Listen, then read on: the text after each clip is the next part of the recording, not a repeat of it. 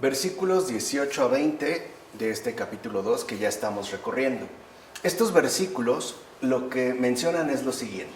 Entonces dijo el Señor Dios: no es bueno que el hombre esté solo. Voy a hacerle una ayuda adecuada para él. El Señor Dios formó de la tierra todos los animales del campo y todas las aves del cielo, y los llevó ante el hombre para ver cómo los llamaba, de modo que cada ser vivo tuviera el nombre que él le hubiera impuesto. Y el hombre puso nombre a todos los ganados, a las aves del cielo y a todas las fieras del campo. Pero para él no encontró una ayuda adecuada.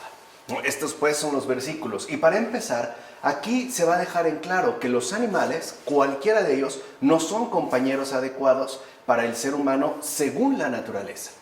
O sea, no puede darse, digamos, una equiparación entre lo animal y lo humano como tal. De hecho, en tanto ayudante, o sea, para que realmente fuera una ayuda adecuada para el ser humano, tendría que ser de su misma naturaleza. No pueden darse aquí, digamos, como complementaciones entre naturalezas diferentes. Y que el hombre ponga nombre a los animales indica que estos están a su servicio, o sea, que debe cuidar de ellos. Recuerden que en el caso de la Biblia, los términos empleados no corresponden necesariamente con nuestras referencias inmediatas. Por ejemplo, hablar de servicio no es tener algo bajo control o explotarlo, es más bien cuidar de ello. Entonces, en términos generales, puede decirse que el hombre tiene la responsabilidad de ocuparse, o sea, cultivar y honrar del jardín plantado por Dios en su conjunto.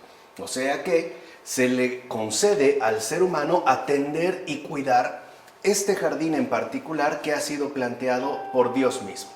Ahora bien, cuando Dios afirma que no es bueno que el hombre esté solo, está indicando de antemano que él necesita una ayuda importante antes de su regeneración en Cristo. Podemos decir que aquí ya se están configurando los dos ejes fundamentales del mandato de Dios: el amor a Dios y el amor al prójimo.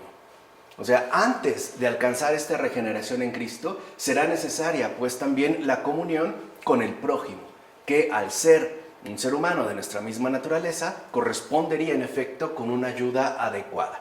Ahí dijo Dios: démosle una ayuda. Ahora, es decir, en el Evangelio, no dice Dios nada parecido. Quien ha recibido la gracia del Espíritu Santo, ¿qué otra ayuda puede necesitar? Quien forma parte del cuerpo de Cristo, ¿qué otro socorro habrá de tener? En aquel entonces fue hecho el hombre a imagen de Dios, pero ahora ha sido unido a Dios mismo. Entonces lo que vemos es que mientras esto acontecía, era necesario para el ser humano tener una ayuda adecuada, dijimos ya, de su misma naturaleza. En aquel entonces le dio Dios al hombre el dominio sobre los peces y los animales de la tierra. Pero ahora Dios asume a las primicias de la humanidad y las lleva más allá de los cielos. En aquel entonces, Dios le concedió al hombre el paraíso terrenal para que lo habitara, mientras que ahora le abre de par en par las puertas del cielo. Entonces fue formado el hombre al sexto día, porque debía cumplirse el tiempo. No obstante, ahora ha sido creado el día primero, justo al comienzo de la nueva era, junto con la luz, como afirma Juan Crisóstomo en sus homilías sobre el Evangelio de Juan. Ciertamente, la mujer es una bendición divina, sobre todo porque Dios sabía que la descendencia de María, y por ello la de la Iglesia, sería sumamente útil al hombre, como menciona Tertuliano en su obra Contra Marción. Por otra parte, también es verdad que le fue concedida a Adán toda la tierra. O sea, el paraíso era su residencia escogida por Dios. También podía salir del paraíso, ya que no era una cárcel.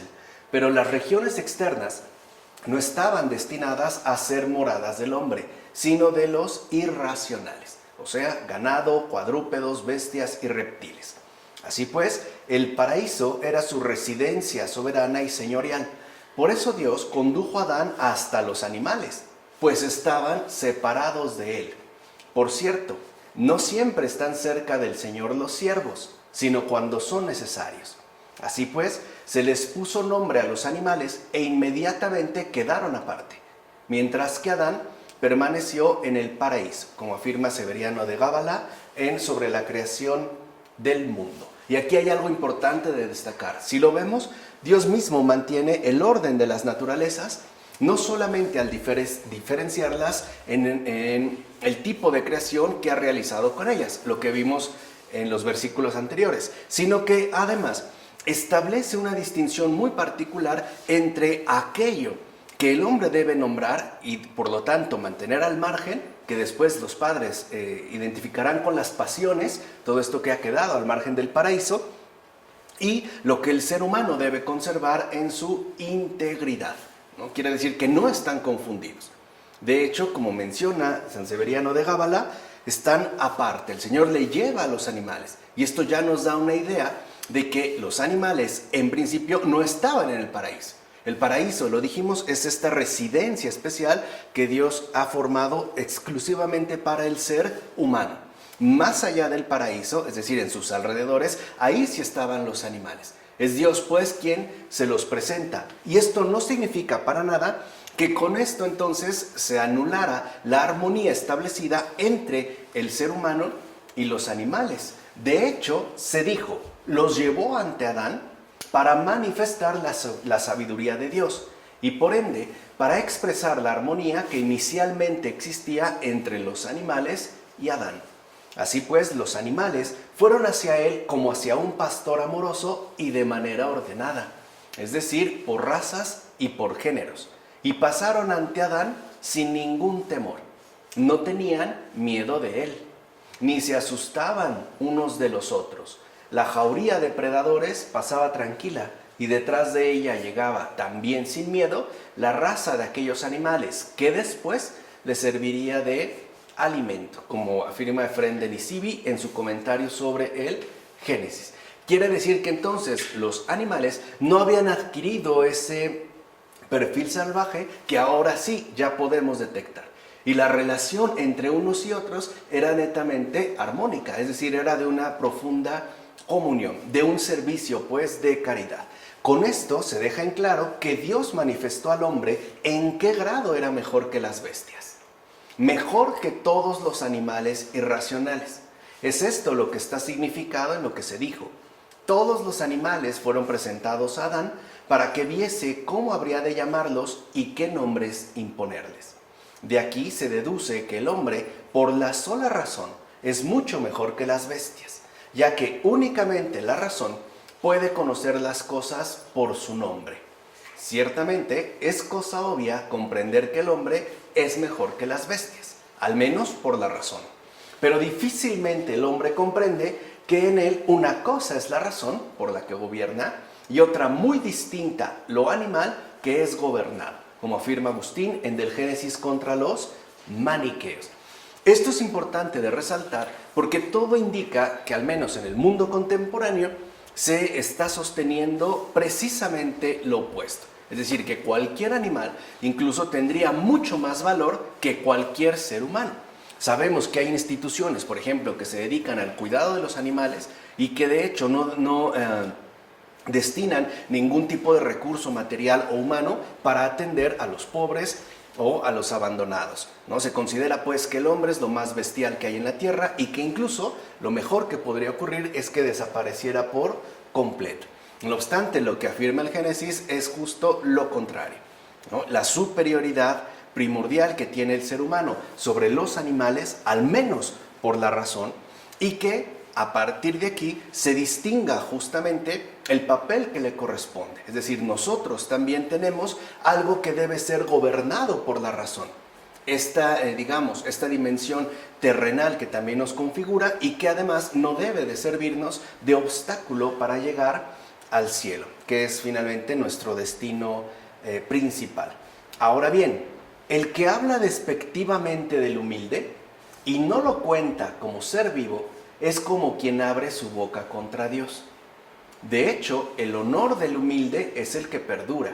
En efecto, el humilde se acerca a las bestias salvajes y cuando éstas vuelven la vista a él como a su amo, le hacen fiestas con la cabeza y lamen sus manos y sus pies, porque huelen en él aquel olor que exhalaba Adán antes de la caída. Y esto lo podemos ver actualmente con los perros, con los gatos, incluso con toros o leones. Hay videos donde estos animales, por muy salvajes que sean, se acercan justamente con ese amor, haciendo fiestas a aquellos que eran sus amos. Es decir, cuando fueron convocadas junto a él y les puso nombre en el paraíso. Este olor nos fue arrebatado, este olor de verdadera bondad, de inocencia. Pero Jesús lo renovó otra vez y nos lo entregó en su venida. Esto es justamente lo que de nuevo perfuma el aroma de la raza humana, como afirma Isaac de Nínive en su sermón ascético. Entonces hay que ver también toda la plenitud que contiene la encarnación y la resurrección del Señor. O sea, no se trata de una realidad meramente abstracta, sino que involucra e implica de igual manera la realidad invisible o espiritual que para nosotros no resulta ni obvia ni directa. O sea, lo que podemos decir es que con la encarnación del Señor, toda nuestra humanidad en su conjunto ha quedado restituida e incluso de nuevo ha quedado perfumada. Es decir, nuestra humanidad posee una fragancia. Por eso no es casual que hay muchos santos que al morir mueren en olor de santidad, que incluso despiden una cierta fragancia floral o dulce que no se podría, digamos, identificar con ningún otro aroma. O sea, nuestra humanidad también posee una fragancia. Es esta la que se nos quitó también con el pecado. No obstante, la encarnación del Señor nos restituyó de manera plena, devolviéndonos incluso el buen aroma de lo humano. Por otra parte, debemos tener en cuenta lo siguiente: aquellos nombres que Adán les impuso a los animales han permanecido hasta ahora.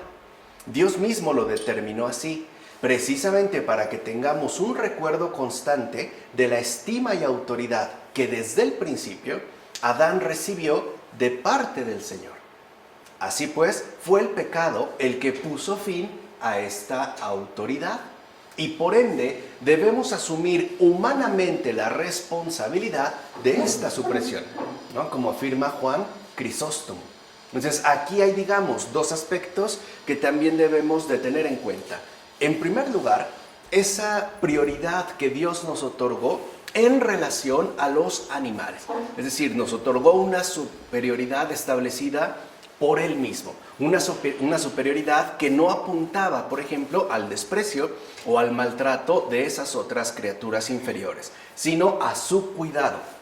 Honrarlas, pues, a través de un cuidado atento y una atención permanente. Pero el pecado, al quitarnos justo esa supremacía y al dejarnos en una condición deplorable, nos condujo más bien a una situación completamente diferente. Y esa supresión, o sea, la supresión pues de esa primacía, es algo que también nos corresponde asumir, ¿no? No podemos ignorarla o no podemos atribuirla a cuestiones externas, incluso a nosotros mismos. Por cierto, las bestias del campo y los pájaros del cielo, llevados ante la presencia de Adán, son también nuestros movimientos irracionales, ya que las bestias y los animales representan de algún modo las pasiones del cuerpo, ya sea porque se trata de las más turbulentas, entiendas en este caso las bestiales, ya conocemos las pasiones por el curso que dimos de la terapéutica de las enfermedades espirituales, o incluso de las más débiles. Pero aunque se trate de las pasiones más débiles, seguirían siendo igualmente animales. ¿Ves entonces que Dios te ha dado el poder de discernir mediante la determinación prudente de tu juicio el género de cada uno? De tal manera que debes dar un claro señalamiento sobre todos ellos. De hecho, Dios hizo comparecer delante de ti a todos los animales creados, precisamente para que supieras que tu humano juicio está por encima de todos ellos, como afirma Ambrosio en su texto El Paraíso. Entonces, a final de cuentas, lo que ocurrió con Adán es algo que también se repite en cada uno de nosotros en tantos seres humanos, porque todos y cada uno de nosotros, sin excepción, también debe de mirar a aquellos animales que se le ponen enfrente, es decir, que se le hacen presentes, y darles su respectivo nombre, según la pasión correspondiente. O sea, Dios nos concedió un juicio para estar atentos a todas estas pasiones, pues, que nos salen al encuentro para que las podamos señalar y nombrar. Les demos un nombre y entendamos que será a través de nuestro juicio que podremos alcanzar algo así.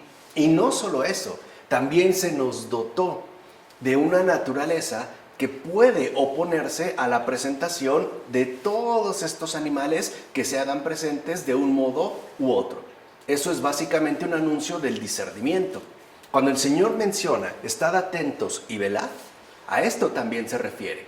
Estad atentos a la presentación de los animales que se les hace llegar, que se les permite acercarse a ustedes. El problema no es, pues, su aparición. El problema es cuando estas bestias, estas pasiones, nos dominan. Porque finalmente lo que hacen las pasiones es atribuirnos un rasgo de animalidad. De hecho, cuando una persona, por ejemplo, es muy iracunda, alguien puede decir que se puso como un animal. O sea que, en pocas palabras, perdió la razón. De ahí, pues, que así como Adán le pone nombre a todos los animales que se les coloca de frente, lo mismo debemos hacer nosotros para entender qué es aquello que nos está amenazando y que además está buscando ciertamente hacernos daño, ¿no? Así llegamos a los versículos 21 a 25 de este capítulo 2. Entonces el Señor Dios infundió un profundo sueño al hombre y éste se durmió. Tomó luego una de sus costillas y cerró el hueco con carne. Y el Señor Dios, de la costilla que había tomado del hombre, formó una mujer y la presentó al hombre. Entonces dijo el hombre, esta sí es hueso de mis huesos y carne de mi carne. Se le llamará mujer, porque del varón fue hecha. Por eso dejará el hombre a su padre y a su madre, y se unirá a su mujer, y serán una sola carne. Ambos estaban desnudos, el hombre y su mujer, y no sentían vergüenza. Entonces, en principio, la mujer es formada a partir del varón, lo cual muestra su mutua adecuación, o sea, una verdadera correspondencia entre semejantes. No quiere decir, de entrada, que sea inferior. Esto se menciona en la Biblia para destacar que la mujer es la verdadera y mutua adecuación del hombre. Es decir, es carne de su carne, tan humana pues como él. Y el profundo sueño de Adán indica que éste no participa de ninguna manera en la creación de la mujer. Para que después dijera que era obra suya, o que había salido de sí, o que había sido tomada de su costilla, etc.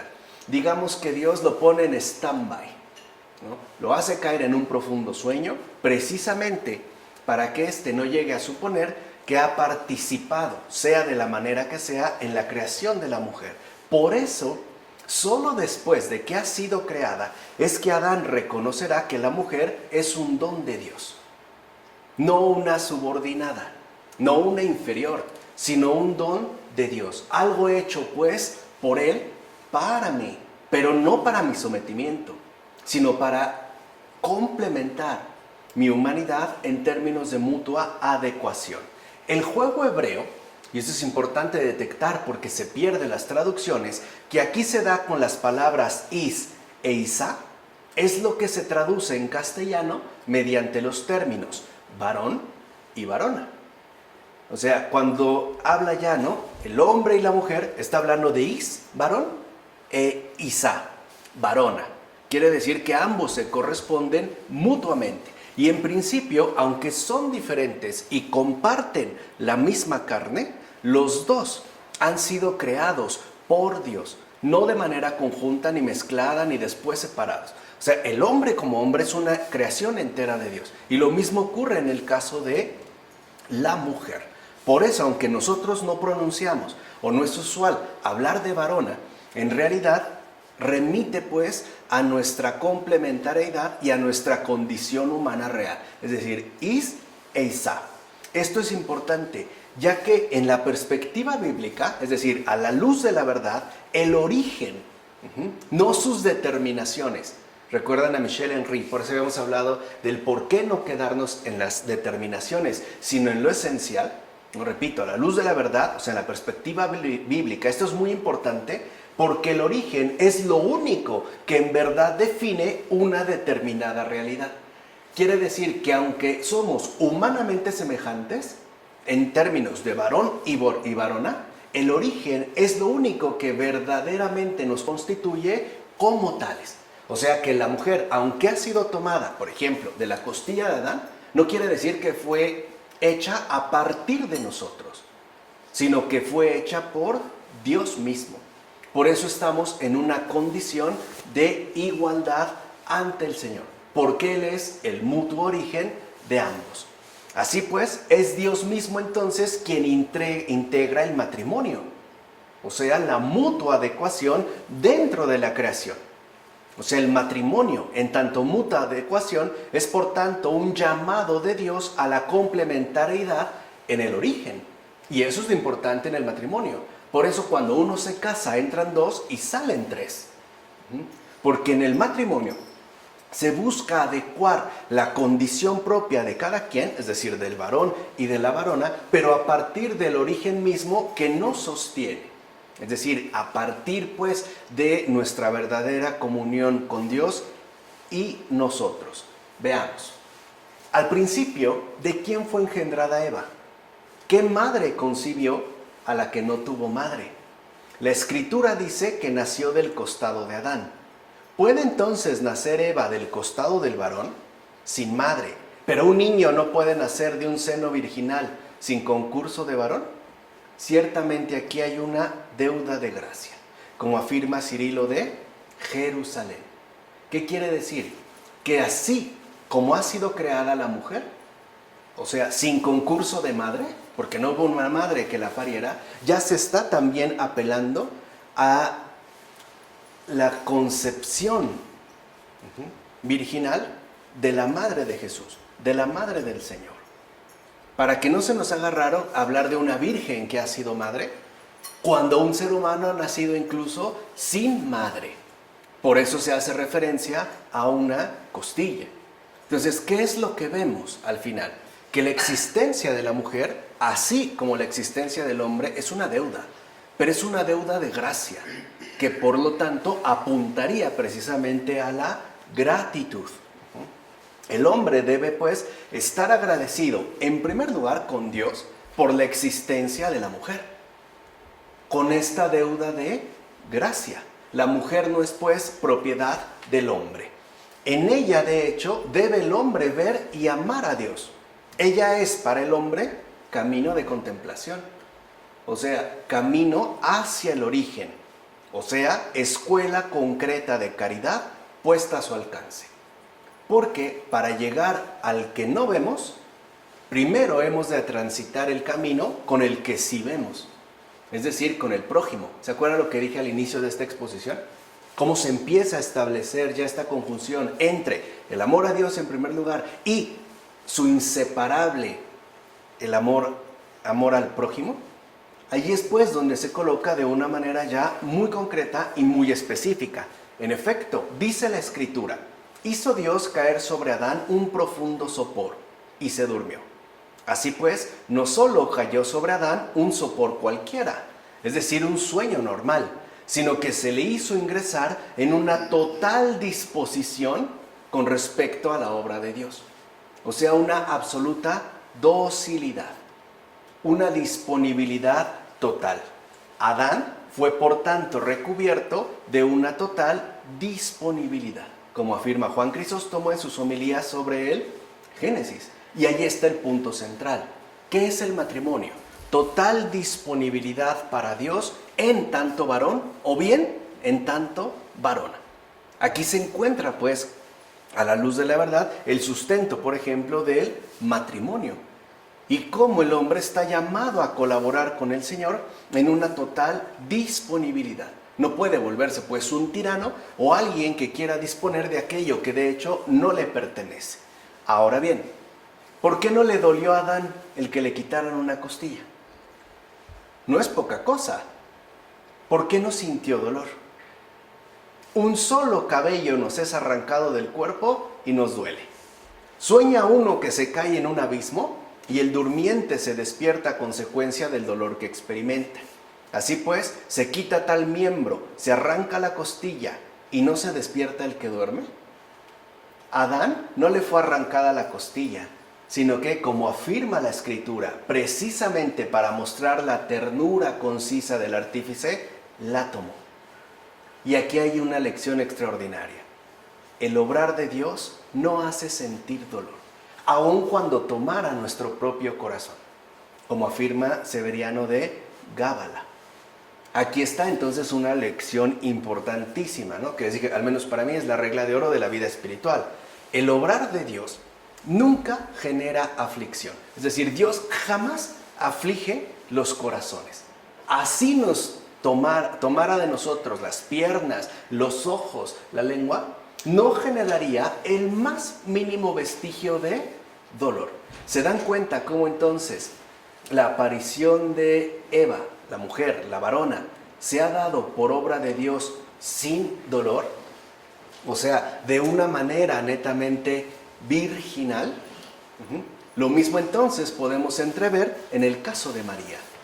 Algo que sí podemos, por ejemplo, afirmar a partir de la Escritura, es decir, a partir de lo que hemos expuesto, es que el parto virginal de María también fue sin dolor. En primer lugar, porque ella también se hizo una absoluta disponibilidad para el Señor, para su obrar. Y en segundo lugar, porque al ser obra pura de Dios, esta no puede contener el más mínimo vestigio de aflicción. Ahora bien, la que ha venido tras los animales no es como ellos. Los animales proceden de la tierra, pero la mujer es hueso de mis huesos y carne de mi carne.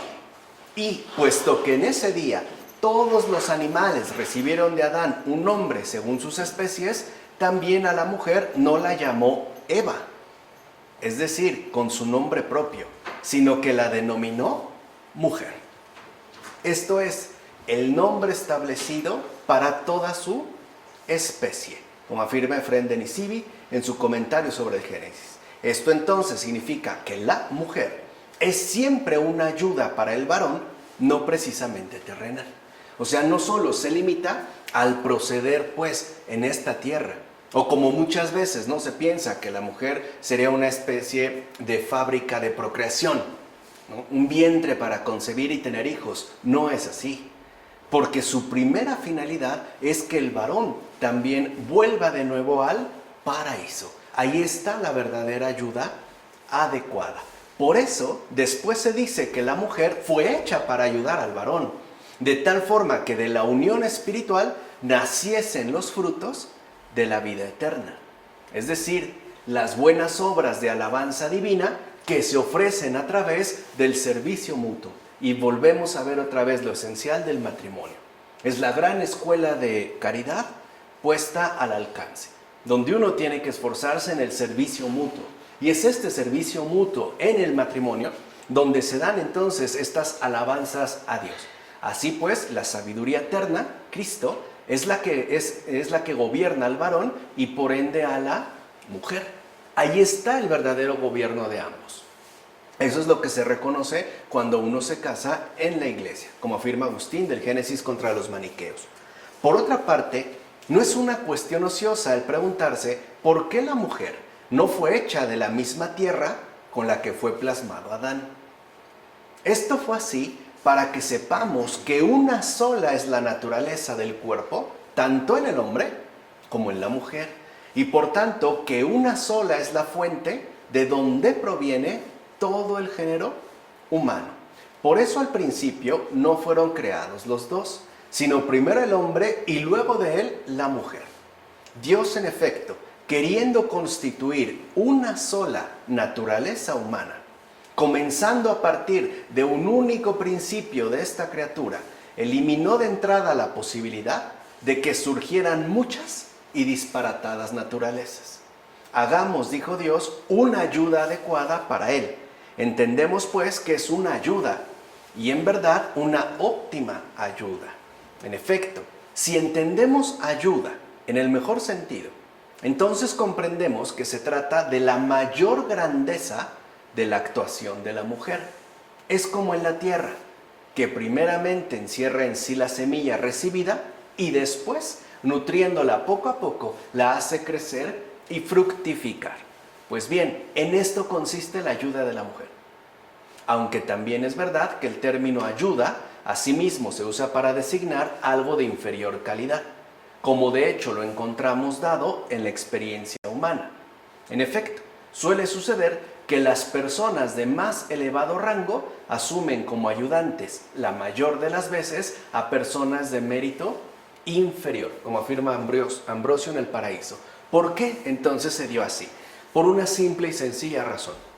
Así como dijimos la ocasión anterior, que el hombre Adán fue creado, ¿no?, en tanto humano como en una grandeza verdaderamente extraordinaria, y en la sabiduría divina lo primero que debe de prevalecer es precisamente la humildad, o sea, que no olvide pues la referencia directa de su origen, que es tierra. Lo mismo va a ocurrir con la mujer. Fíjense, si lo ven, esta ayuda óptima que se llama mujer para el hombre, no solo tiene entonces un encargo terrenal, tiene un encargo celestial. De hecho, la mujer está llamada a conducir al hombre al cielo. De cierta manera, entonces, al ser una ayuda adecuada, como mencionó Ambrosio, en el más amplio sentido, sería incluso más grande que el propio hombre. Pero, para que no se desvíe hacia la arrogancia, fue creada segunda. ¿Se dan cuenta? O sea, es aplicado el mismo criterio de sabiduría a la situación, es decir, a la realidad concreta de la mujer, de la varona, Isá. Lo mismo que ocurre en el caso de Adán. Por eso lo que verdaderamente determina, ¿no?, tanto al hombre como a la mujer es Dios. Eso es como muy importante de tener en cuenta, porque a veces pensamos que la mujer es secundaria. No, es segunda. Pero es segunda por la razón que acabamos de mencionar, precisamente para que su enorme grandeza no le haga pues perder el rumbo. No se olvide que aunque ciertamente es una ayuda adecuada, una ayuda óptima y por ende algo que necesita el hombre, no por eso se olvide que fue segunda. Así como Adán, que recibió, ¿no?, el soplo divino de Dios, no se olvide también que es tierra. Aquí vemos pues cómo se va pues, ya estableciendo de manera mucho más evidente en el caso del ser humano el obrar, el proceder de la sabiduría divina. Ahora bien, en el paraíso Eva actuaba con diligencia. Cuidaba de los rebaños, las vacadas, las manadas y los pastos. Y también ayudaba a Adán en las edificaciones, los cercados y la construcción que Adán podía realizar. Los animales, aunque fueran sus servidores, no podían ayudarle en todos estos trabajos. Por este motivo, le hizo Dios al hombre una ayudante que fuera solícita y competente, precisamente para prestarle ayuda conveniente en múltiples asuntos, como menciona Efrén de Nisibi en su comentario sobre el Génesis. Entonces, ahí se ve ya la verdadera relevancia que tiene la mujer en tanto ayuda adecuada. La mujer, de hecho, puede ayudar al hombre de muchas maneras que ningún animal lo podría hacer. Y aquí se ve también que, en efecto, la mujer no pertenece, pues, a esa naturaleza. Así pues, el libro del Génesis nos deja claro lo siguiente. Hombre y mujer son a la vez una sola realidad y dos realidades. ¿Se acuerdan otra vez esa expresión filosófica de Michel Henry? Eso mismo que es lo otro, aquí está.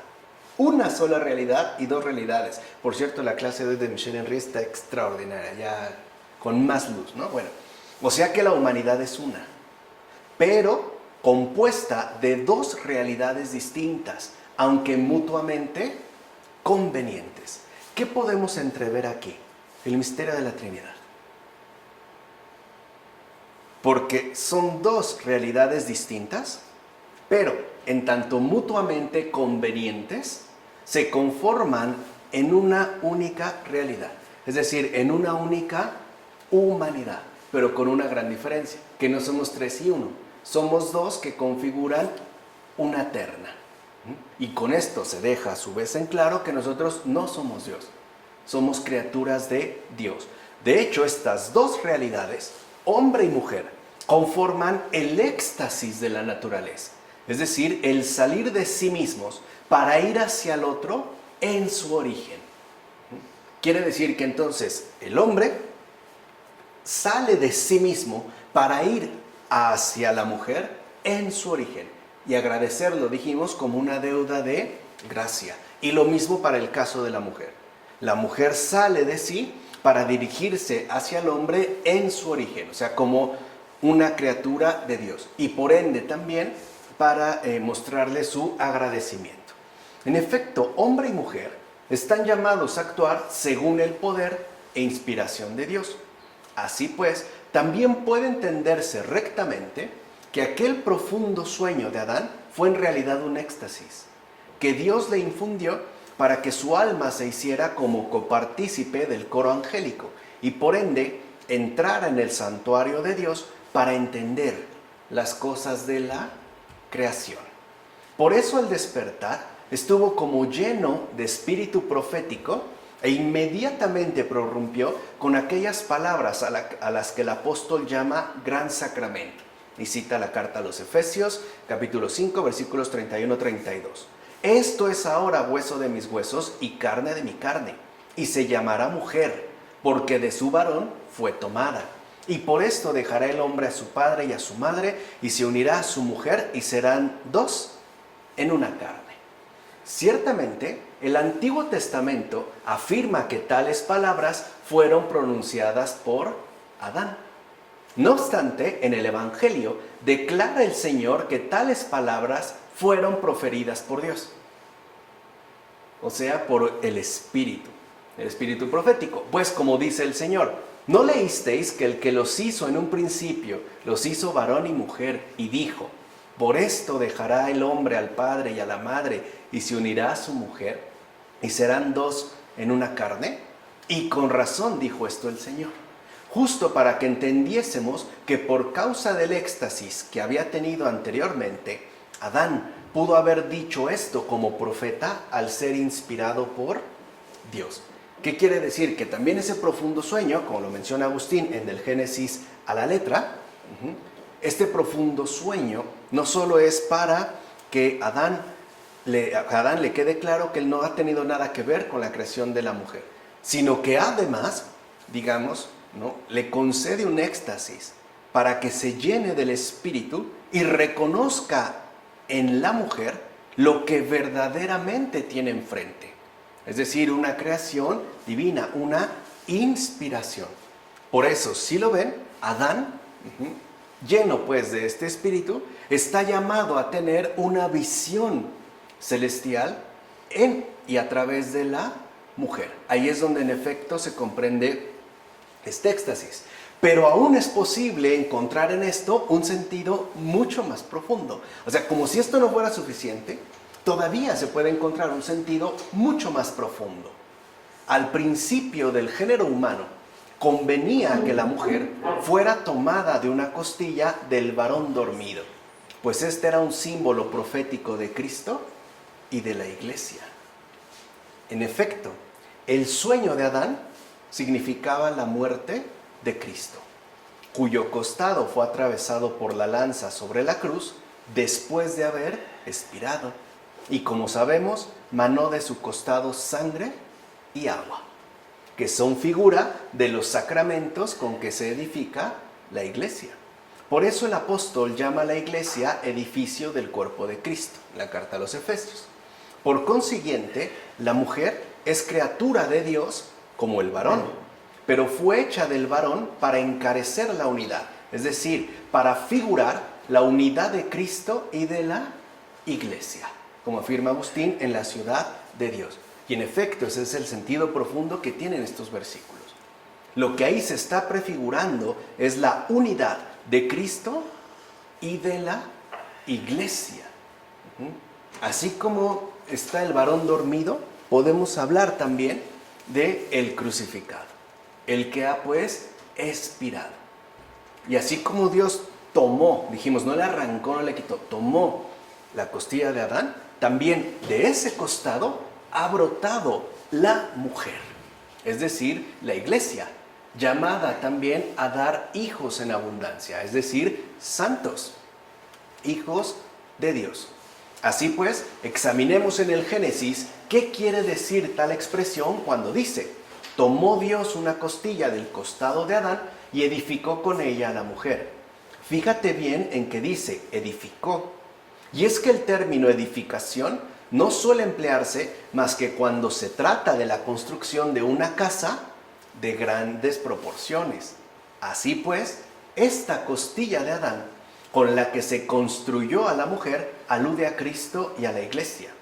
Ciertamente hemos oído ya hablar al primer Adán. Pasemos pues al segundo y veamos de qué manera, a partir de su costado, se edifica la iglesia. En efecto, el costado de nuestro Señor y Salvador, que pende de la cruz, es traspasado por una lanza, y de él brota sangre y agua. ¿Queréis saber cómo con la sangre y el agua se edifica la iglesia? En primer lugar, gracias al bautismo, en el que se perdonan los pecados, y luego, con la sangre del martirio, se recibe la corona, como afirma precisamente Jerónimo en su tratado sobre los Salmos. Entonces vemos que ya en el caso del Señor, esta verdadera mujer es justo la madre iglesia, la verdadera madre de los que viven, de los que realmente podemos llamar vivientes. Así pues, el gran misterio es que Adán espera una vez recibida la promesa, ya que vivió junto a la esposa que le había creído.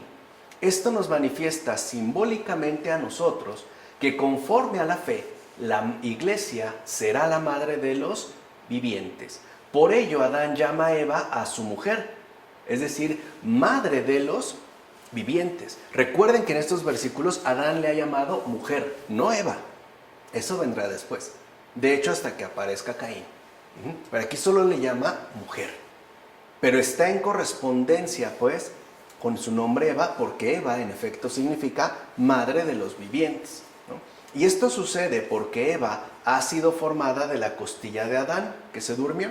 Y así se prefigura que del costado de Cristo crucificado será formada la iglesia, que es ciertamente la madre de todos los vivientes. En efecto, ella es la verdadera mujer.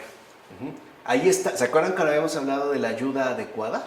Y que además es una ayuda que no puede remitir al obrar humano, sino que es obra precisamente de Dios. La mujer conservada lejos de la serpiente y por ende a salvo. Como dice Codbuldeo en su libro sobre las promesas y predicciones divinas. ¿Se dan cuenta ahora hasta dónde llega el misterio? La verdadera mujer que permanece siempre alejada de la serpiente y por ende a salvo.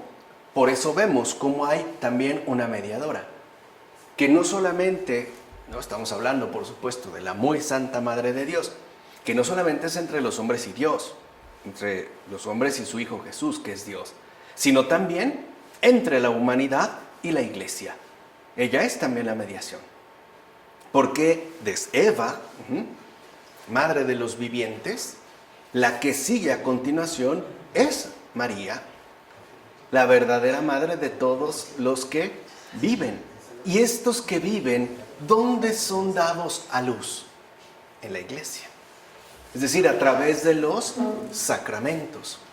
Por eso María nos lleva a casa, aquí en la tierra, la iglesia. Para que de aquí, entonces, sea ella quien nos acompañe al cielo. De hecho, podemos ver que María es muy trabajadora. Extremadamente trabajadora. De verdad, tiene muchísima chamba. No se cansa y no se agobia. Bueno, de hecho, la unión del hombre y la mujer simboliza nuestra unión con la iglesia y con Cristo. Como afirma Agustín en Del Génesis contra los maniqueos. Según mi modo de pensar, todo lo dicho sobre el hombre y la mujer es una profecía en relación a Cristo y a la iglesia. En todo caso, si la unión de Adán y Eva es un gran misterio en Cristo y en la iglesia, como se menciona en la carta a los Efesios, es cierto que como Eva fue hueso de los huesos del hombre y carne de su carne, entonces también nosotros somos realmente miembros del cuerpo de Cristo. es decir, hueso de sus huesos y carne de su carne, como afirma Ambrosio en sus cartas.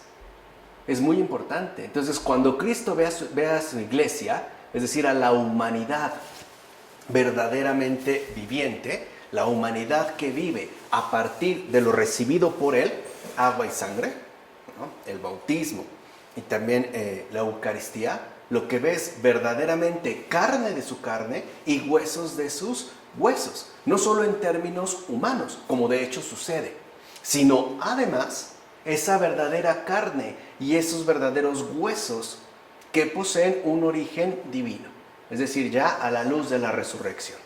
Por otra parte, debemos notar que era a causa de la gloria con la que estaban revestidos, tanto Adán como Eva, por lo que no se avergonzaban. Acuérdense que en estos versículos se dijo que ambos estaban desnudos y no sentían vergüenza. Bueno, era por la gloria con la que estaban revestidos. Pero cuando dicha gloria les fue arrebatada tras transgredir el mandato, entonces fue que se avergonzaron de estar desnudos, como dice Efrén de Nisibi. Y de hecho, un verdadero creyente, un verdadero hijo de la iglesia, también está desnudo. Está despojado de todo aquello que lo recubre, vicios, defectos y en general ausencia de virtudes. Y no se avergüenza de estar así ante el Señor. Está realmente desnudo. En efecto, así lo dice la Escritura. Estaban desnudos y no se avergonzaban. Y no es que su desnudez les fuera desconocida. O sea, no pensemos que eran imbéciles, no, que tenían los ojos cerrados. No, sino que la desnudez no era aún vergonzosa. Justamente porque la libido todavía no activaba los miembros contra la voluntad. Ni la desobediencia de la carne testificaba aún contra la desobediencia del ser humano. De hecho, no habían sido creados ciegos, como algunos ignorantes imaginan, como afirma Agustín en La Ciudad de Dios, aparte de ignorantes mentirosos. Incluso puede decirse que tal desnudez no vergonzosa apunta desde el principio al bautismo. Entonces el sacerdote, despojándote del vestido, te introduce él mismo en la corriente. ¿Por qué desnudo? Con esto te hace recordar tu primera desnudez, es decir, cuando estabas en el paraíso y no te avergonzabas. Esta primera desnudez no estaba para nada impregnada de vergüenza, como afirma Juan Crisóstomo en sus catequesis bautismales. ¿Qué vemos aquí? Que en los primeros tiempos, en los tiempos pues de los padres de la iglesia, en los tiempos apostólicos, el bautismo era de cuerpo completo y se daba en particular en edad adulta. De hecho, se le desnudaba a la persona y se le introducía. Y dice, para que recuerdes esto. Justamente esta desnudez que no da vergüenza. Es decir, esta inocencia, incluso esta sana pobreza de no tener absolutamente nada que ocultar. Esa es la amistad con Dios, estar desnudo ante Él. En efecto, mientras no apareció el pecado y tampoco la desobediencia, ambos estuvieron revestidos de la gloria que procede de lo alto. Y por ello no se avergonzaban. No obstante, luego de la transgresión del mandato apareció la vergüenza. Es decir, la conciencia de su respectiva desnudez, como dice San Juan Crisóstomo en sus homilías sobre el Génesis. Ahora bien, el don de la resurrección nos es presentado de la siguiente manera, como la restauración de aquellos que cayeron en su primitivo estado. En efecto, el don que esperamos es una cierta vuelta a la vida primera, la cual devuelve al ser humano al paraíso del que fue expulsado. Así pues, si ahora la vida de los que han sido restaurados es semejante a la de los ángeles, se sigue que la vida anterior al pecado era en cierto modo angélica. Por esta razón, la vuelta a la condición primera de nuestra vida se asemeja a los ángeles, como afirma Gregorio de Niza. Y aquí hay algo importante, los ángeles entonces también están desnudos, porque están revestidos de esa gloria. Además no tienen la genitalidad que nosotros sí, pero tienen esta desnudez y están siempre en presencia de Dios. Pues bien, al principio, cuando Dios creó al hombre, lo colocó en el paraíso. Y tal y como dice la Escritura, Después le adornó con toda clase de virtudes y le dio el mandato de no comer del árbol que había en medio del paraíso. El hombre vivía en medio de las delicias del paraíso y lo hacía mediante la oración y la contemplación, y por eso mantenía intactas todas sus facultades. De hecho, se hallaba en aquel estado natural en el que había sido creado, es decir, a imagen de Dios, y por tanto libre y dotado de toda virtud. Pero cuando transgredió el precepto y comió del árbol del que Dios le había prohibido comer, se halló ubicado en un estado antinatural, o sea, en el pecado, y por ende sometido ya a los placeres de esta vida y a las otras pasiones que adoptan el lugar que corresponde a las virtudes. Así pues, con su respectiva transgresión, el ser humano se convirtió en esclavo. Doroteo de Gaza, en sus enseñanzas espirituales. ¿Qué es lo que hace el pecado? Avergonzarnos de nosotros mismos. El sentir que no tenemos, no estamos en condiciones de presentarnos ni ante los demás, ni mucho menos ante Dios. Por favor, si cuando cometemos algo verdaderamente grave hacia otro ser humano, nos cuesta mucho trabajo darle la cara, bajamos la mirada, tratamos de ocultarnos, nos achicamos literalmente, imagínense ante Dios. Esa es la pecaminosidad, esa es la desnudez del pecado, no la desnudez revestida de gloria, ¿no? Una es plenitud, la otra es indigencia. Así entramos ya al capítulo 3, a los versículos 1 a 6. Vean cómo entonces se muestra, ¿no?, hasta aquí, la especial atención, ¿no?, amorosa dedicación que Dios tuvo con el hombre y con la mujer, estableciendo todo este misterio, y ahora entra un contraste bastante marcado. La serpiente, se dice en estos versículos, era el más astuto de todos los animales del campo que había hecho el Señor Dios, y dijo a la mujer: ¿de modo que os ha mandado Dios que no comáis de ningún árbol del jardín? La mujer respondió a la serpiente: podemos comer del fruto de los árboles del jardín, pero Dios nos ha mandado: no comáis ni toquéis el fruto del árbol que está en medio del jardín, pues moriríais. La serpiente dijo a la mujer: no moriréis en modo alguno.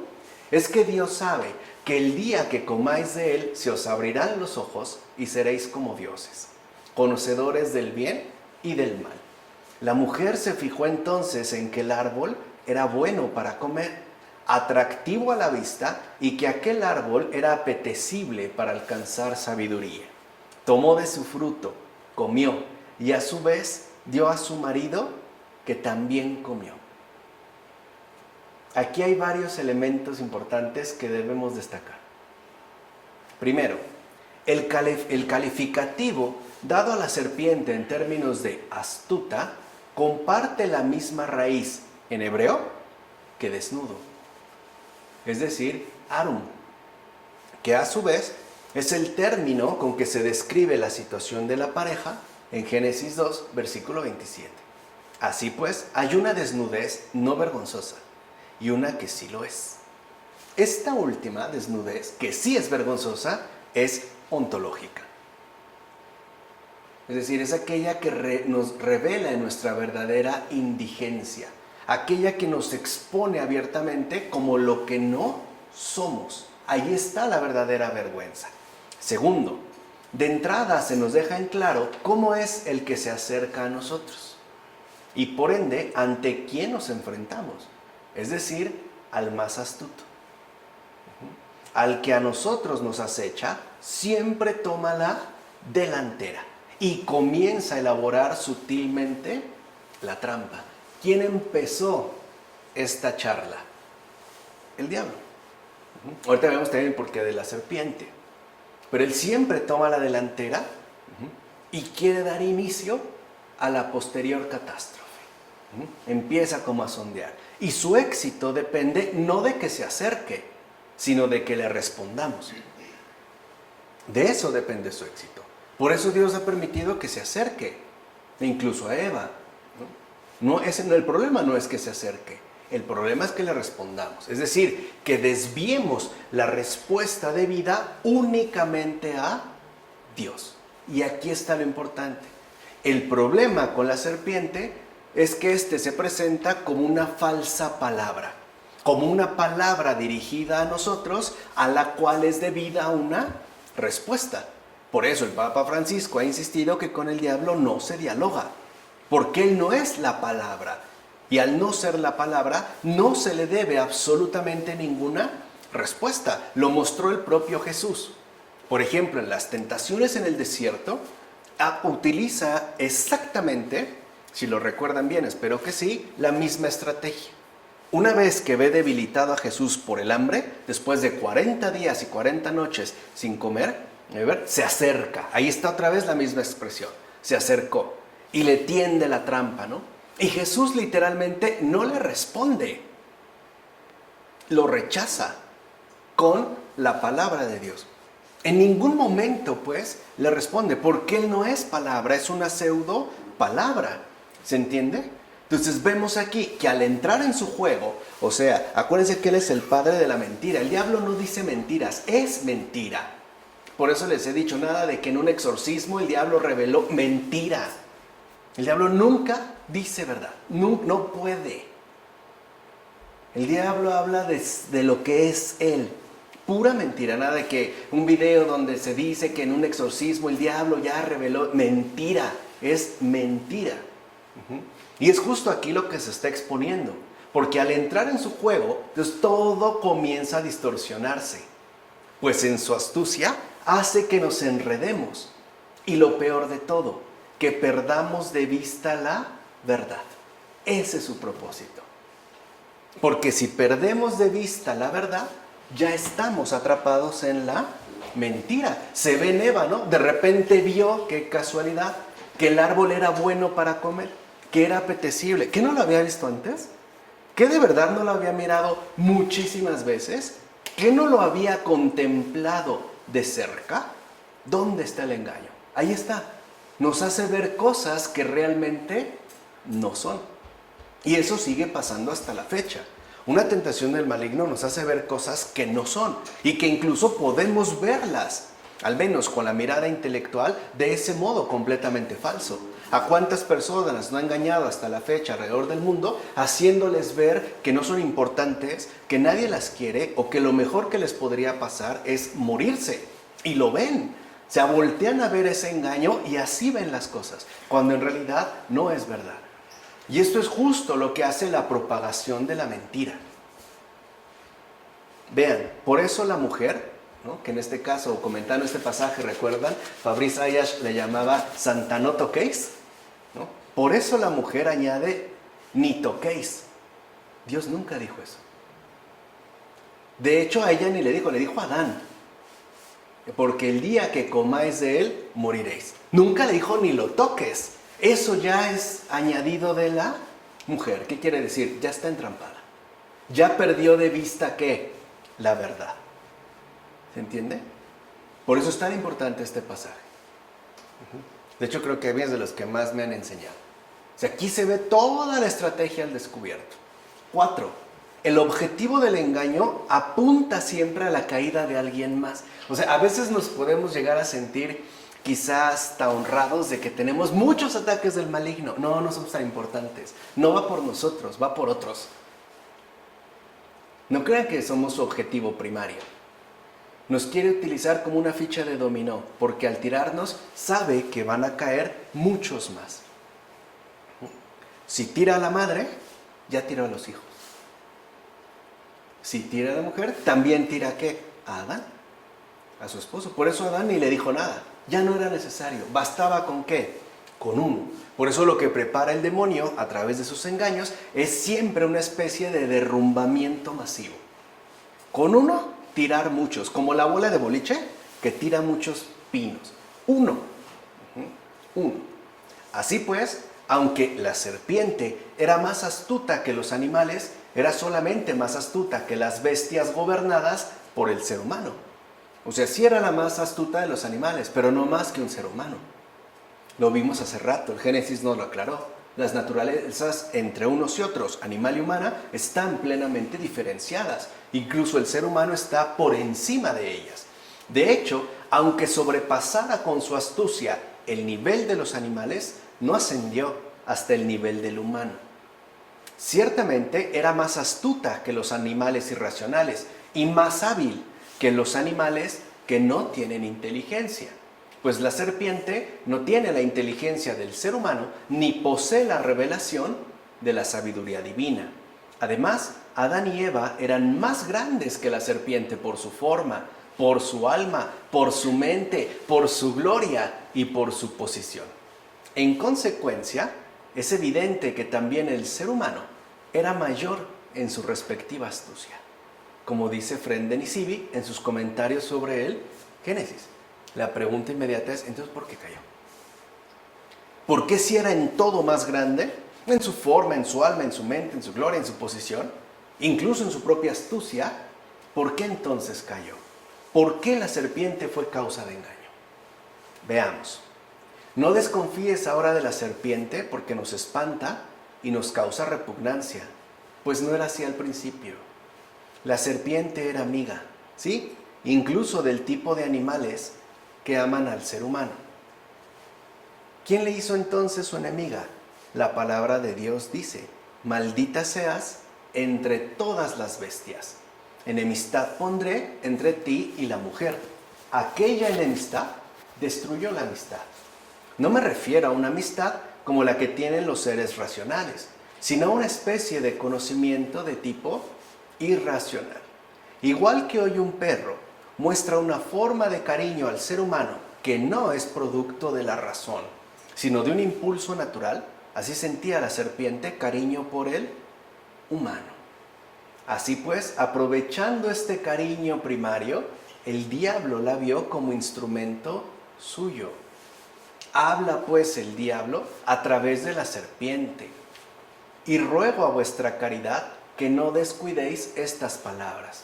No es irrelevante esta cuestión, pues muchos investigan cómo es que habló la serpiente, si con voz humana o con silbido de serpiente, para que Eva la entendiera, como afirma Severiano de Gábala en Sobre la creación del mundo. Es decir, no podemos nosotros descuidar para nada lo esencial. Atendamos pues a lo siguiente: la serpiente en el paraíso como animal era amigo del ser humano. Y el diablo aprovecha esta cercanía afectiva para poder acercarse al ser humano y engañarlo. Aquí está el punto de la astucia. Él va del bien al mal. O sea, siempre nos va a querer llegar por algo que no sea cercano, por una cierta cercanía afectiva, para que ahí pueda introducirse. Es decir, siempre empezará con apariencia de bien. Si de entrada se revelara como lo que es decir, un mal, ¿no? Tosco, lo rechazaríamos de inmediato. No, se acerca de aquello incluso hacia lo que más, ¿no?, cercanía tengamos. De hecho, antes de la transgresión, todo estaba sujeto al hombre, pues Dios le colocó como príncipe de todo en la tierra y en las aguas. Por eso el ser humano también tenía a la serpiente como amiga, incluso más que a los otros animales, pues se acercaba a él y conversaban sobre los bienes mutables. Por eso fue que a través de ella el diablo hizo la peor de las sugerencias a los primeros padres, como afirma Juan Damasceno, Exposición de la Fe. ¿Qué podemos aquí entonces entrever? Tanto Adán como Eva tenían ya antes trato con la serpiente, ¿sí? Incluso cercanía. Recuerden que en la antigüedad la serpiente era considerada, incluso en muchas otras culturas hasta la fecha, fuente de sabiduría. No era mala. Era de hecho de los animales más sabios. Era su amiga cercana. Ya habían pues conversado en otras ocasiones. Tenían un trato pues frecuente. Eran, si lo quieren ver así, amigos. Por eso el diablo va a aprovechar esta familiaridad. Lo que yo les dije hace rato de ese contacto cercano. Esa cercanía, esa familiaridad. Porque si tantas veces hemos hablado ya con la serpiente y todo ha sido a la luz de la verdad y según la sabiduría que de hecho posee, que ahora me hable, pues no tiene absolutamente nada que de raro. Tan es así, ¿no?, que como dice el Génesis, se acercó la serpiente, es decir, el diablo disfrazado ¿de qué? De serpiente. ¿Para qué? Para que estos no dudaran de aquello que iba a proponer, ¿no? La serpiente no podía entrar en el paraíso, ya que a ningún animal se le permitía aproximarse a esa región. Por eso Adán iba hacia ellos. Lo vimos, Dios le presentó a Adán los animales, es decir, se los llevó, pero finalmente quedan aparte. De hecho, la serpiente conoció, gracias a las preguntas que hacía Eva astutamente, las características del paraíso. ¿Qué era? ¿Y cómo era? O sea que antes, pues, de la tentación, ya le había sacado, ¿qué? Información. Ya le había hecho astutamente preguntas. ¿Qué es el paraíso? ¿Qué hay ahí? ¿No? ¿Qué hacen? Etcétera. O sea, empieza a tramar su maldad. Fue así como pudo escuchar que el santuario estaba escondido para ellos. Es decir, la gloria de aquel tabernáculo interior. Y también así supo que el árbol del conocimiento, investido con un divino mandato, estaba ante la puerta del santuario. Supo, pues, que ese fruto era la llave de la justicia que abriría los ojos de los presuntuosos para que les remordiera la conciencia, como dice Efrén de Nisibi en sus comentarios sobre el Génesis. Entonces el tentador, una vez asegurada su maldita impostura, se volvió ya hacia el mandato de aquel que manda, como dice Efrén de Nisibi. Y esto es cierto. Se empieza de a poco, les dije siempre, con apariencia de bien, e incluso sigue utilizando la misma estrategia. Nos va sacando información, va literalmente calando el terreno, como decimos aquí. Por ejemplo, si nos quiere invitar a una infidelidad, se acerca y dirige nuestra mirada, es como si nos preguntara, ¿no? Todo al alma. ¿Te gusta? ¿No se te antoja?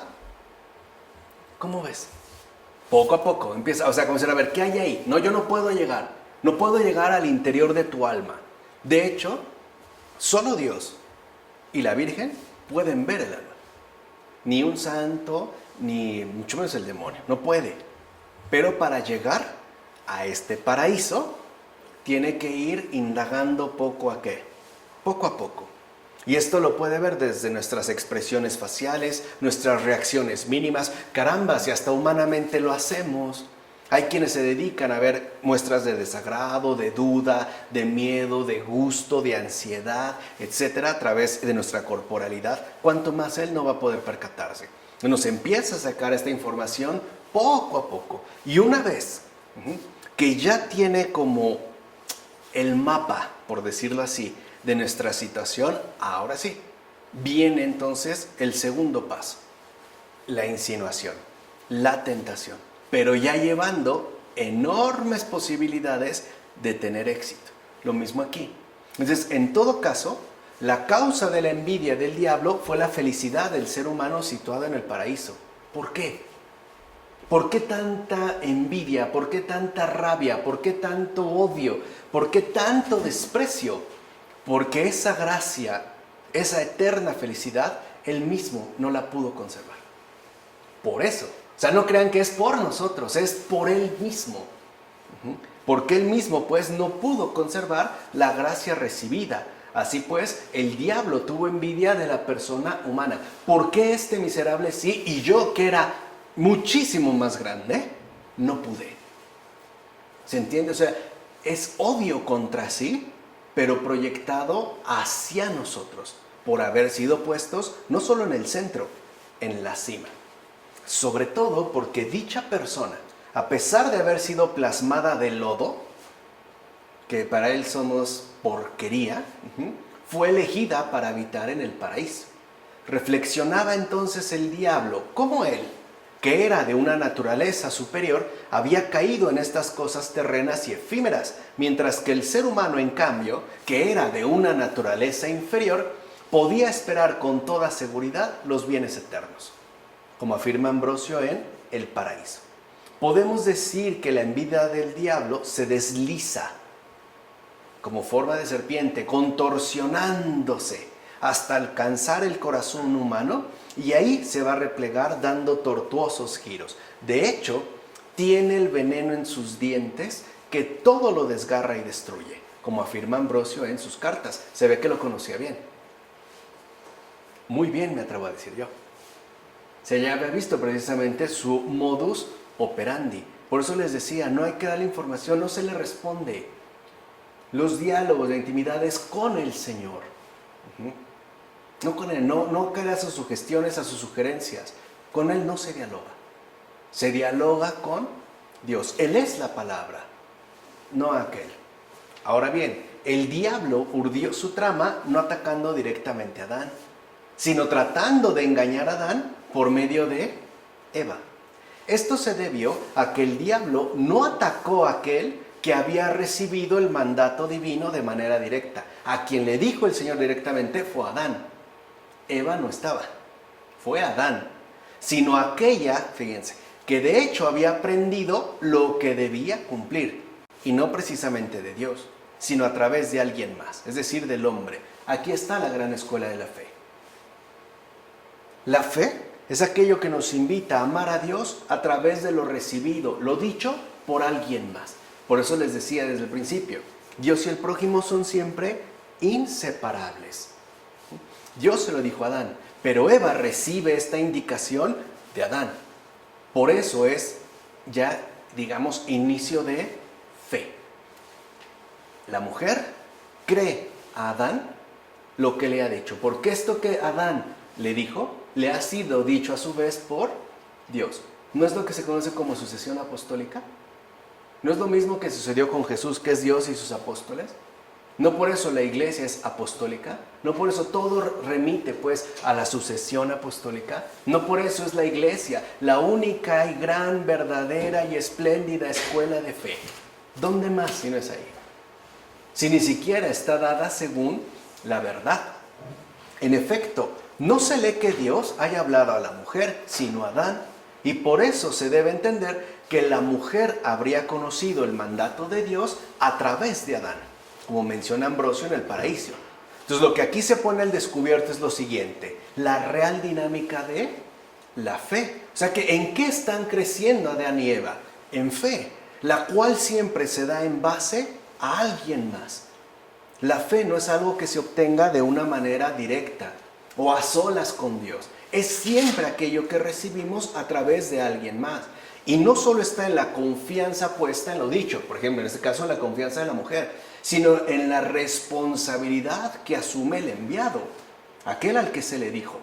Por eso hay que entender la fidelidad y esta ayuda conveniente que mencionamos al principio. Aquí se ve hasta dónde alcanza esta verdadera ayuda mutua. O sea, una cosa es el que transmite lo dicho por Dios, debes responder con fidelidad a lo que Dios enunció, y otra es el que lo recibe creyéndole a ese. Es lo que ocurre entre los laicos y los sacerdotes. Se supone que los sacerdotes tendrían este dicho de forma directa. Nosotros lo recibimos a través de las homilías, etc. Nosotros también creemos a Él, pero porque ambos al final remitimos al mismo origen. Ahora bien, ¿ves entonces cómo el diablo la llevó cautiva? O sea, cómo atrajo hacia sí su mente e hizo que proyectara lo que está más allá de su realidad.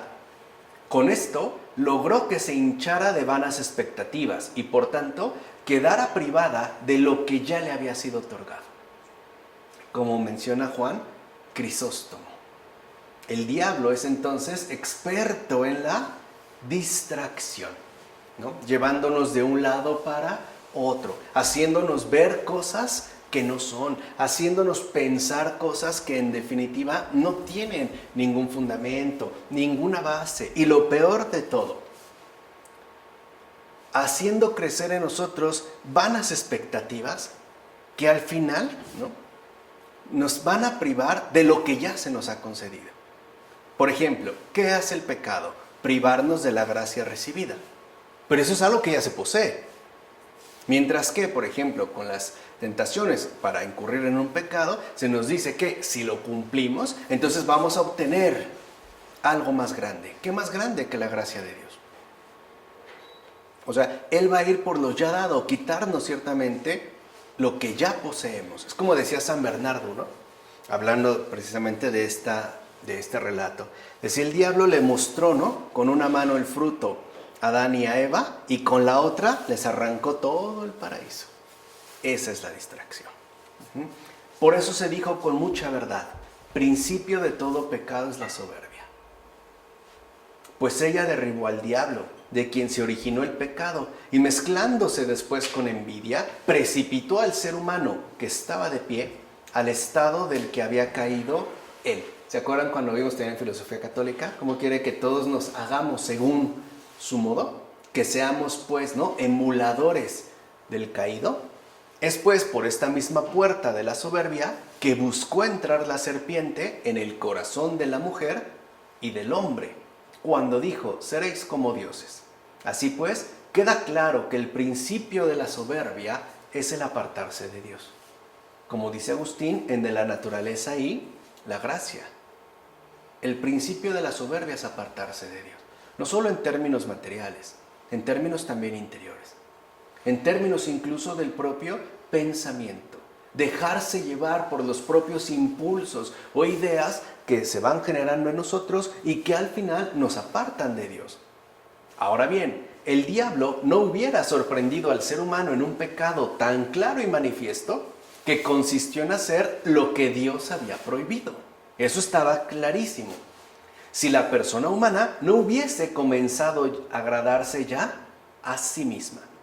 Y ahí está la estrategia, no sé cómo decirle, premium del diablo, ¿no? La estrategia más efectiva, la más exitosa que tiene. La distracción primera que va a intentar imponer es nosotros mismos, uno mismo. O sea, va a tratar de desviarnos, apartarnos de Dios a partir de centrar la atención en uno mismo. Porque es lo que tenemos más al alcance. Es lo que nos resultaría, pues, como mucho más directo, ¿no? Debido a tal agrado es que les encantó la idea sugerida. Seréis como dioses. ¿Qué no ya lo eran? ¿Eran como los animales? ¿No? ¿Tenían dolor? ¿No? ¿Tenían sufrimiento? ¿No? ¿Tenían cansancio? ¿No? ¿Tenían vergüenza? ¿No? ¿Tenían pecado? No. ¿Qué no ya lo eran? Y en efecto, hubieran podido serlo a través de mantenerse obedientes a su verdadero y soberano principio, y no por medio de querer constituirse ellos mismos en principio. Con todo, queda claro que cuanto más apetece, es menos. Y mientras ama ser autosuficiente, pierde aquel que verdaderamente le basta. Como dice Agustín, en la ciudad de Dios. Por eso el demonio es el gran promotor y defensor de la autosuficiencia, de la autonomía, del apartarse de Dios, sea por los medios que sea. ¿Cuántas veces nos puede hacer creer que somos muy infelices? O sea, que no somos felices, o que si hacemos tal o cual cosa, vamos a ser felices. Por ejemplo, metiéndome de narco y ganando toneladas de billetes, ¿no? De dólares, de dinero. ¿Qué de verdad no lo soy ya? ¿Dónde está esta gracia? Algo está pasando, ¿por qué no la estoy viendo? ¿Dónde ha estado la distracción? Dios debe estar presente, a nadie abandonado. ¿Se entiende? Esa es la manera, pues, de no incurrir en estos engaños. O sea que el pecado, antes de ser cometido, es consentido por cada uno en forma de distractora autosuficiencia. O sea, es decir, pues sí, voy a hacer lo que yo quiero, ya no tengo presente a Dios. Por eso no aparece en primer lugar como una falta. Nunca va a aparecer así el pecado, como una falta, sino como una apetencia. Esto sí, oye, ¿no te gustaría? ¿Qué tal que? ¿Y si me voy rápido y hago esto y hago aquello? Si le muevo por acá, si firmo esto, si me mando aquello, etcétera, que además nos resulta sugerente y encantadora. ¿Por qué? Porque está remitida a uno mismo. Por eso, de ahí obtiene su brillo, ¿no? Así pues, podemos decir que es justo el deseo previo el que abre la puerta a la tentación y por ende al pecado. Y esa es su dinámica. Primero promover el ¿qué? El deseo. Les dije, ahí empieza a tratar de obtener información, ¿no? Va calando el terreno. Una vez que ve que el deseo ya está como preparado, lo que viene a continuación es la tentación. Porque si nosotros ya caemos en la tentación, lo que de ahí se va a derivar es el pecado. Así de simple nos trabaja. Esa es su estrategia, pues. En efecto, la palabra del que los tentaba no les habría hecho pecar si su deseo no hubiese servido de ayuda al tentador. O sea que el demonio aprovecha lo de nosotros para usarlo en contra nuestra. Por ejemplo, nuestros deseos para que estos deseos nos pierdan, nos lleven a la perdición. Es más, aunque el tentador no se hubiera aparecido, el propio árbol, por medio de su belleza, les hubiera provocado una gran agonía, debido justamente a su deseo de autocomplacencia. Esa fue la causa real por la que la serpiente les habló. Así pues, su avaricia, se entiende por eso, el deseo de autosatisfacción, esa es la avaricia, no es acumular dinero, ya lo vimos en la terapéutica, ¿no? Les resultó más perjudicial que la promesa de la serpiente. Lo que les decía, Él va a tratar de utilizar lo nuestro para ponerlo en nuestra propia contra, como afirma Efrén de Nisibi en su comentario sobre el Génesis. Entonces, lo que el diablo dice, lo que el diablo nos sugiere, depende por completo de lo que deseamos. En eso se apoya.